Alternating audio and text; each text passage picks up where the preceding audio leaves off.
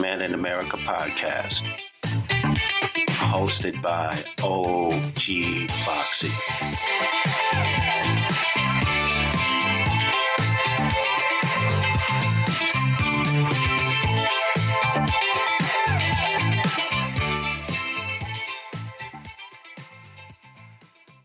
Welcome to Black Men in America podcast. I'm your host, OG FOXXIE.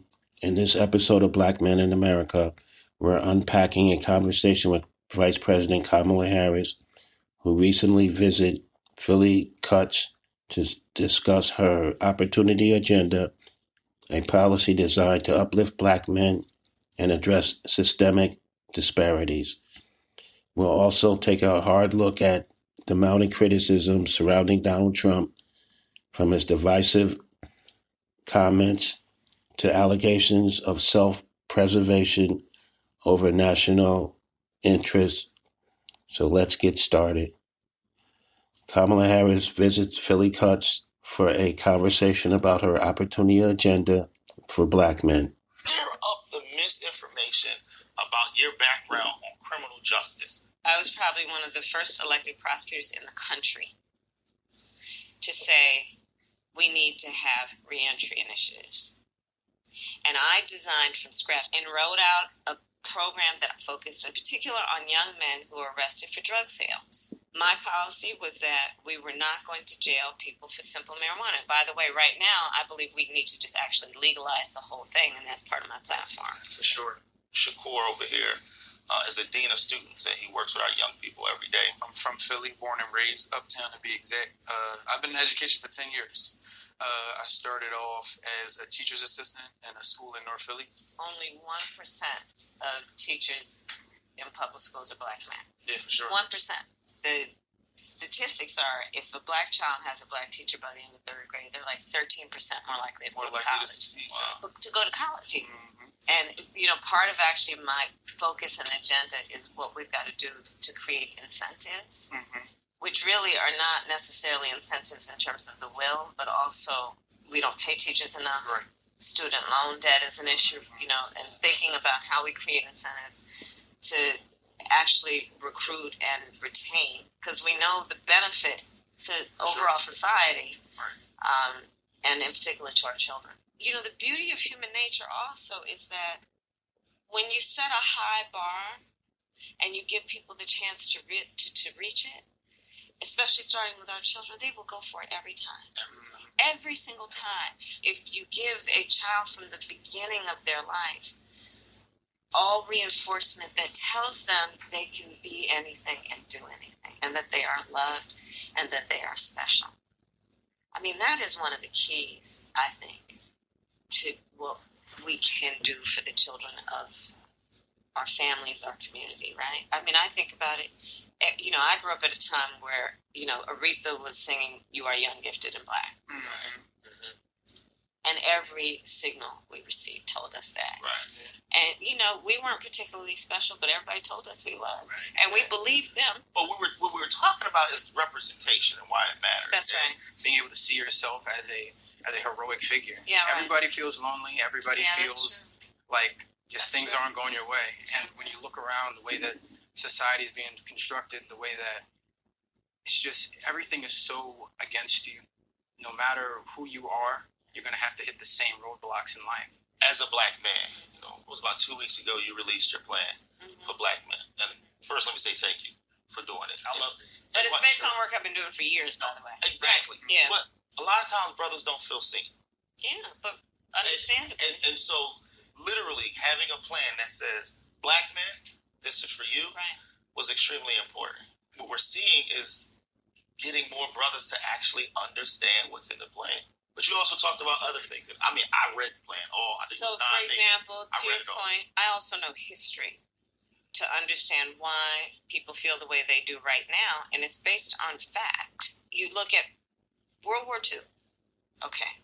The people who went to fight that war, who were predominantly men, went to go fight that war. They came back, and America called them the greatest generation because they did such an incredible job. And so many gave their lives for it. So the policy was, we should invest in the greatest generation. They've done so much for our country. And one of the things that we did as policy to create federal programs to help them, including giving an incredible infusion of resources into helping people buy homes, to become homeowners. Right. But of course, we still had, at that time, incredible racism within the institutions. So in spite of a policy that was supposed to benefit everyone, which boosted a lot of people, our Black servicemen did not benefit from that boost as much as others did. So you just look at these different moments in time, right? You look at redlining. I mean, it happened here in Philly. It happened all over the country, which is Black people who were ready to buy homes in areas where they could then build the wealth, right? Were not allowed to buy in those places. And today, Black families are 40% less likely to own their homes than others, okay? Right. So part of my plan and policy is recognizing that, to give people a $25,000 down payment assistance if they're a first-time home buyer, which just helps people literally get their foot in the door. And then folks will save up. They'll do what they do to make the mortgage. Part of my plan is a $6,000 child tax credit for the first year of your child's life, because as we know, the vast majority of our parents, young fathers and mothers, want to parent their children well, but don't always have the resources to do it. Part of my plan is about dealing with Black men's health. I mean, we know the statistics. First of all, Black people are 60% more likely to be diagnosed with diabetes. When we talk about our men, like twice as likely to die from things like colon cancer and prostate cancer. I lost my wife last month to colon cancer. I know you did. So when you talk about colon cancer, I know you did. And I'm so sorry. I appreciate that. But the truth is, I lost my mother to colon cancer. you're so right. We have to utilize our platforms to make sure that people understand early screening, early detection. And for brothers, like, we'll come in the barbershop, we'll talk about everything else, but we won't talk about healthcare. Yeah. We won't talk about those things that could mean life or death. That's exactly right. And the quality of life, too. Yes. Right? I know and see and understand the dimensions of life that we are talking about when we talk about our men. And it's about home ownership. It's about being a business person. It's about having dreams. It's about having ambitions. It's about education. It's about health. And it's, yes, it is about the election, but it's more than that. Because part to the point that we've been talking about, and you talked about so beautifully, when people feel alone, it's very disempowering.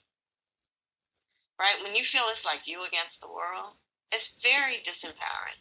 And I want people to know that they are not alone. I tell people all the time, there's going to be a president, there's going to be members of Congress. Right. There are going to be governors, there are going to be members of the General Assembly, there are going to be mayors and city council. The question that we have to ask ourselves as Black men, are we going to have a say in who those people are going to be? That's exactly right. And when you don't vote, those folks still get elected. You just don't get to decide. That's exactly right. So I wrote with Cory Booker the George Floyd Justice and Policing Act when I was in the Senate. And there were a bunch of folks who did not want it to happen and worked against it. And we still need to pass the George Floyd Justice and Policing Act, okay? But they worked against it. And then those are the same people who will quietly suggest, see, you shouldn't vote because nothing happens when you do. Because there are forces that also try to obstruct the good work. And here's the thing, though. If you don't vote, then you're not deciding who's in the positions of power to make decisions like, do we pass the George Floyd Justice and Policing Act? You see the vicious cycle? Right. So you don't vote, and then you end up taking yourself out of the game. And we should never take ourselves out of the game. There's a national spotlight every 4 years around the big ticket, the presidential election and everything like that. It's also very important to make sure that you're voting in your local elections also. Good. Your judges, your state reps, Absolutely. your city council people, Sure. and also being, engaged in that process so that, you understand how all of these different functions work together. Right. To get the word out, whether people vote for me or not, whether they vote or not.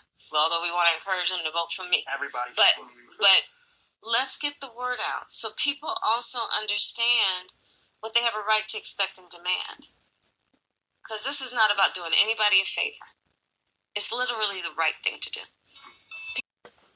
Kamala will do more for blacks than Trump ever did. Vice President Harris, when asked about her mom, said this.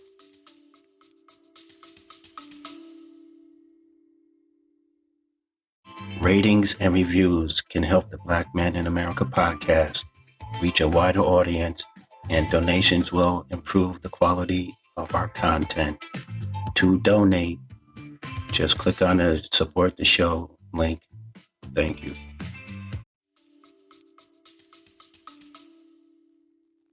When you talk about your mother, and what do you think your mother would be telling you in these final days before this election against Donald Trump? Just go beat him. That's probably what she'd say. Yeah, that's my mother. Okay. Well, I know she gave you a lot of lessons, so thank you so much. Kamala got her strength from her mom. Kamala Harris said he has increased violent rhetoric. And then, even worse, he has increased his violent rhetoric, Donald Trump has, about political opponents, and in great detail, suggested rifles should be trained on former Representative Liz Cheney. This must be disqualifying. Anyone who wants to be president of the United States who uses that kind of violent rhetoric is clearly disqualified and unqualified to be president. Representative Cheney is a true patriot who has shown extraordinary courage in putting country above party. Trump is increasingly, however, someone who considers his political opponents the enemy, is permanently out for revenge, and is increasingly unstable and unhinged. His enemies list has grown longer, his rhetoric has grown more extreme, and he is even less focused than before on the needs and the concerns and the challenges facing the American people. Trump wants his thugs to attack Americans if he loses this election. Vice President Harris said Mike Johnson calling to repeal the Affordable Care Act and the CHIPS Act speaks to Trump's intention to implement Project 2025. I also want to speak to the comments that have been recently made by the Speaker of the House. It is just further evidence of everything that I've actually been talking about for months now about Trump's intention to implement Project 2025. We have talked repeatedly, and the American people know what's in it.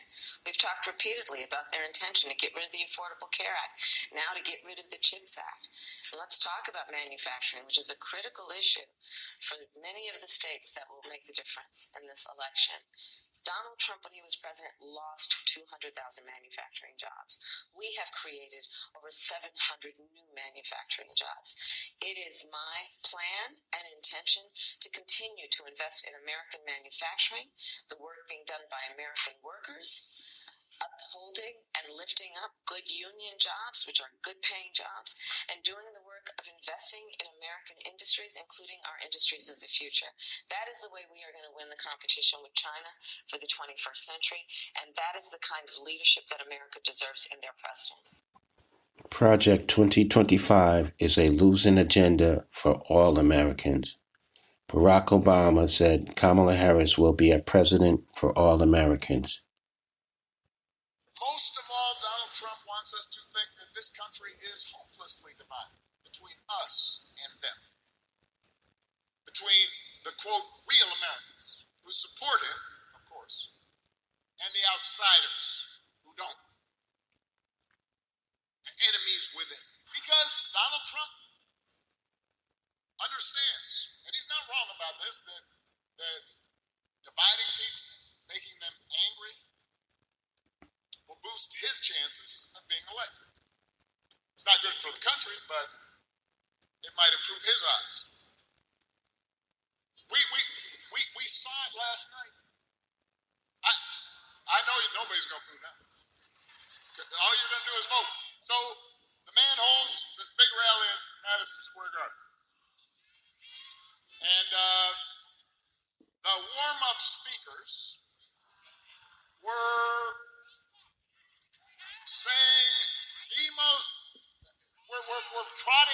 peddling the most racist, sexist, bigoted stereotypes. One guy called Puerto Rico, quote, an island of garbage. Now, these are fellow citizens he's talking about. Here in Philadelphia, they are your neighbors. They are your friends.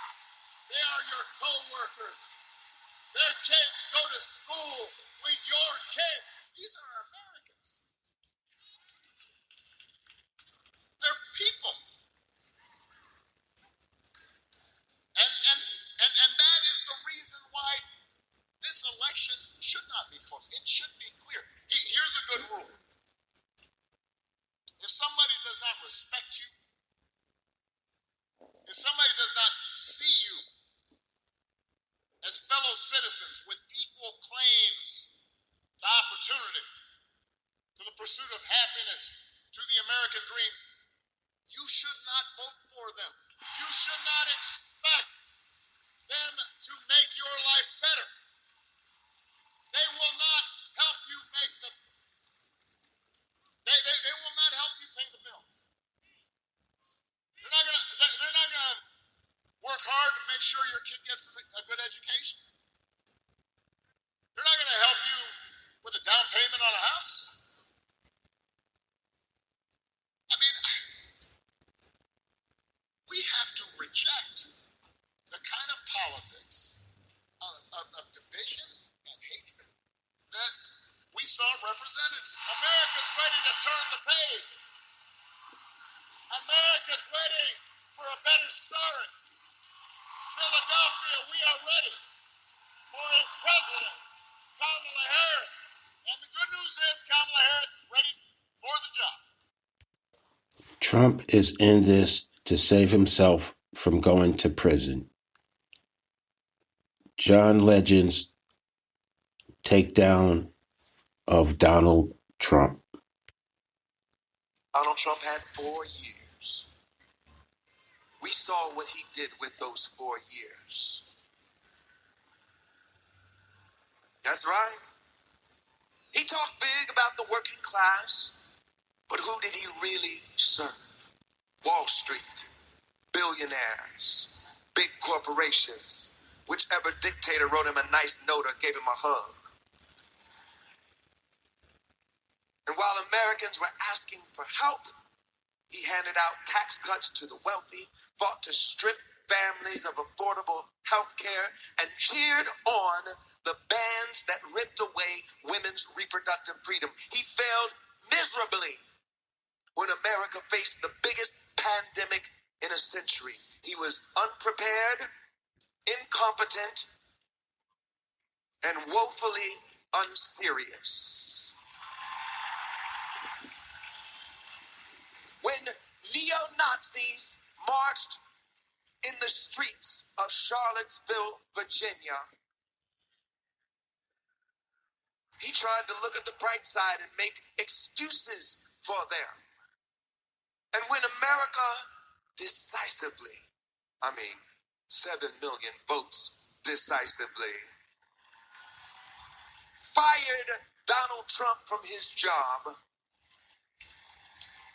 he encouraged a mob of his minions who threatened the life of his own vice president and imperiled the peaceful transfer of power for the first time in our nation's history. And even now, as Americans are calling out for leaders who are focused on their problems, he's more focused on crowd sizes.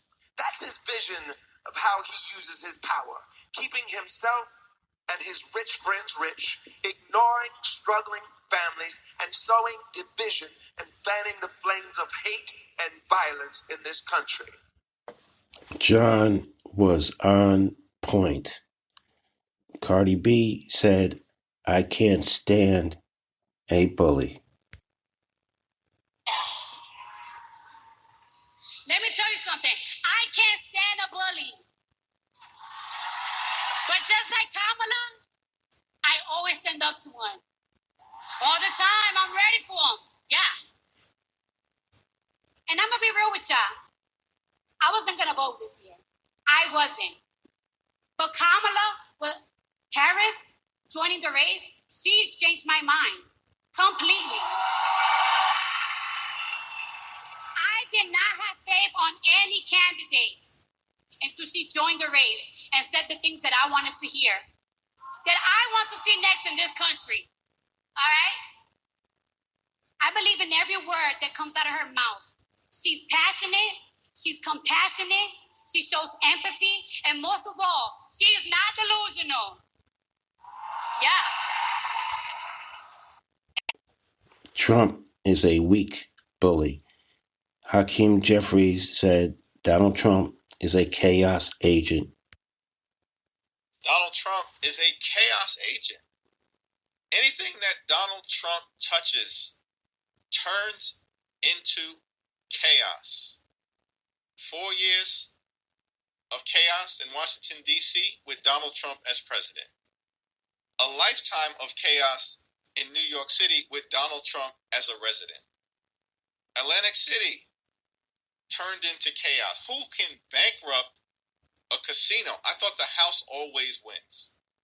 Chaos in Atlantic City. Chaos on the Supreme Court. Donald Trump makes 3 appointments, and Roe v. Wade falls after 49 years.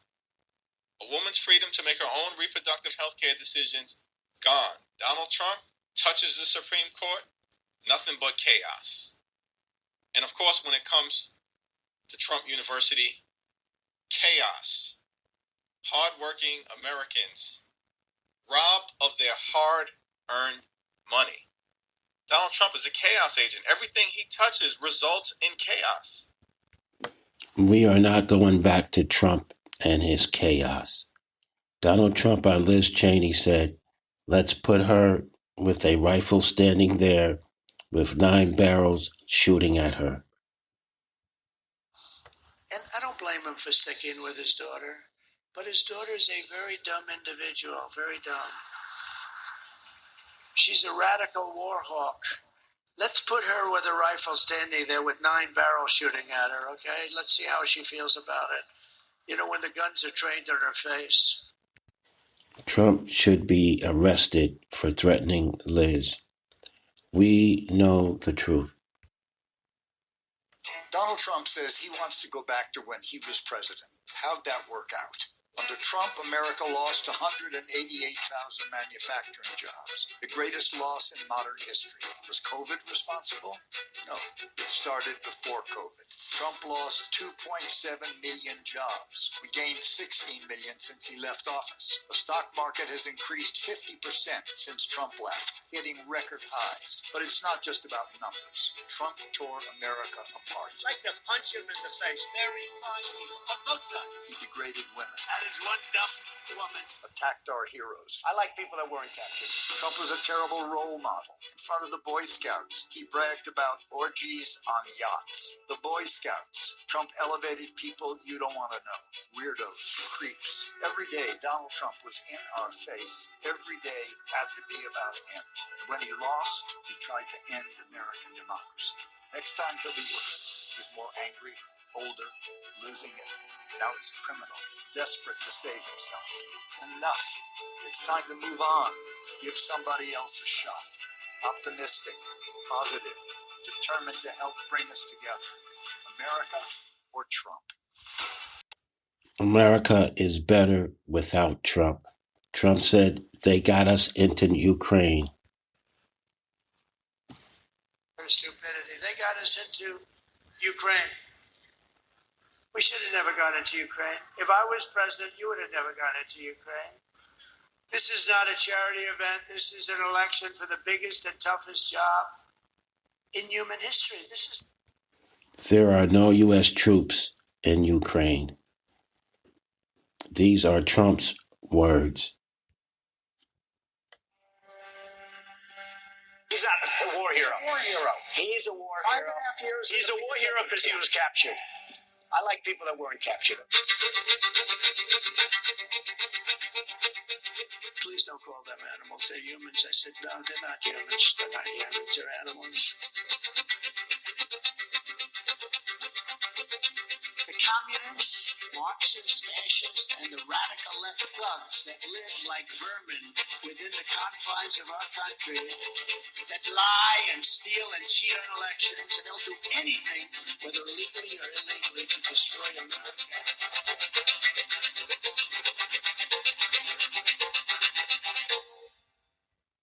Written by a nice reporter. Now the poor guy, you got to see this guy. Oh, I don't know what I said. I don't remember. He's going like, I don't remember. Maybe that's what I said.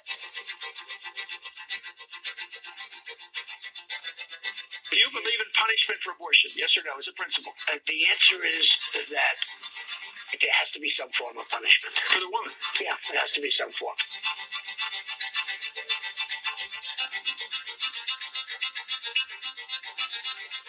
But we're getting the criminals out, and we're going to do that fast. We have murderers that have been let into our country. They're not going to get better.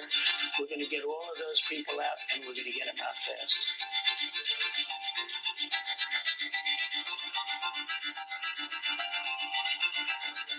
Like 40 Wall Street actually was the second tallest building in downtown Manhattan, and it was actually, before the World Trade Center, was the tallest. And then when they built the World Trade Center, it became known as the second tallest, and now it's the tallest.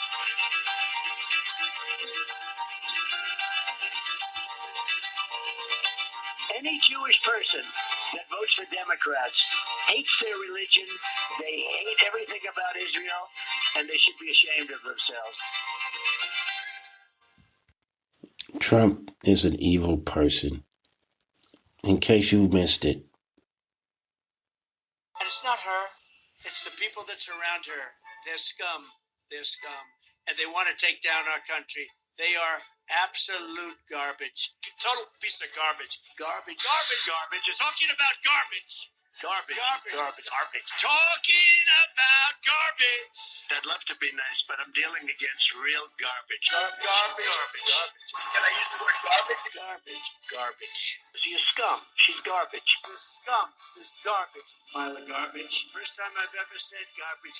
A garbage can. We're like a garbage can. Garbage can. Garbage can for the rest of the world. For a garbage can.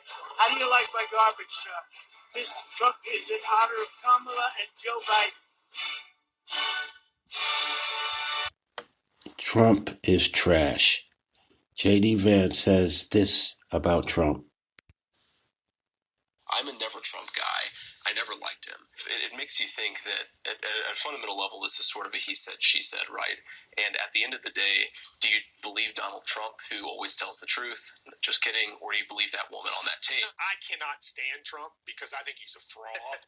Well, I think he's a total fraud that is exploiting these people, who is a total fraud. Like I said, I agree with you on Trump because I don't think that he's the person. I don't think he actually cares about folks. Definitely, there is definitely an element of Donald Trump's support that has its basis in racism or xenophobia.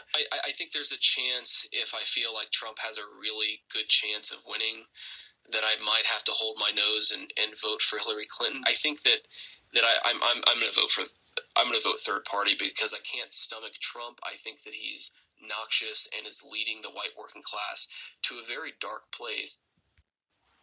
Vance is using Trump to become president. Trump weaving again. He rambles on and on. What you do is you get off a subject and mention another little tidbit. Making stuff up.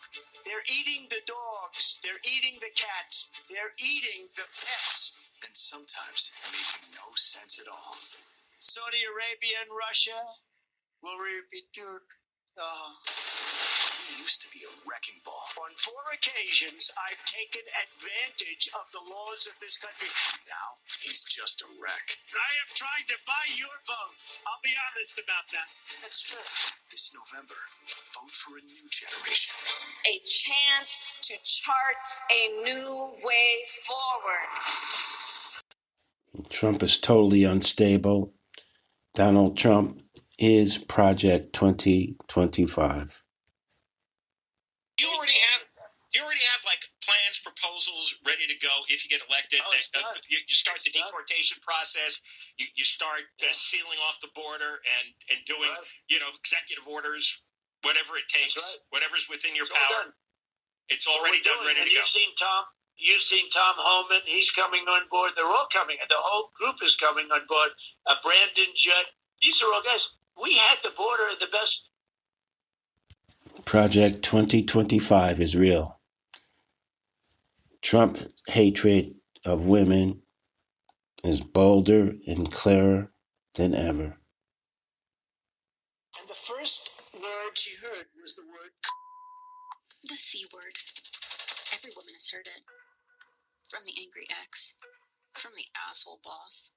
It's not a joke to us, but it is to Trump and Elon. The pro-Trump super PAC launched by Elon Musk, posted and then deleted. Kamala Harris is a C word.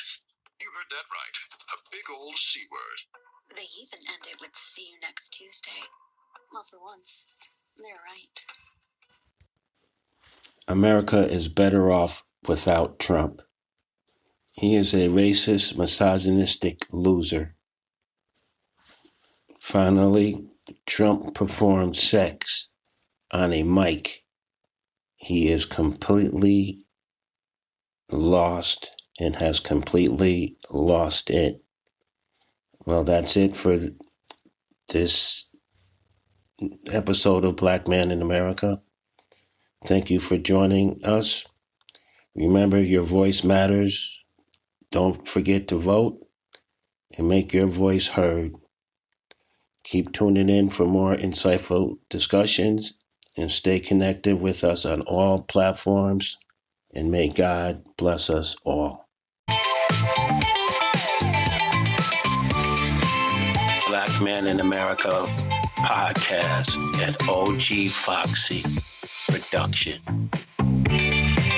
Love and peace to us all.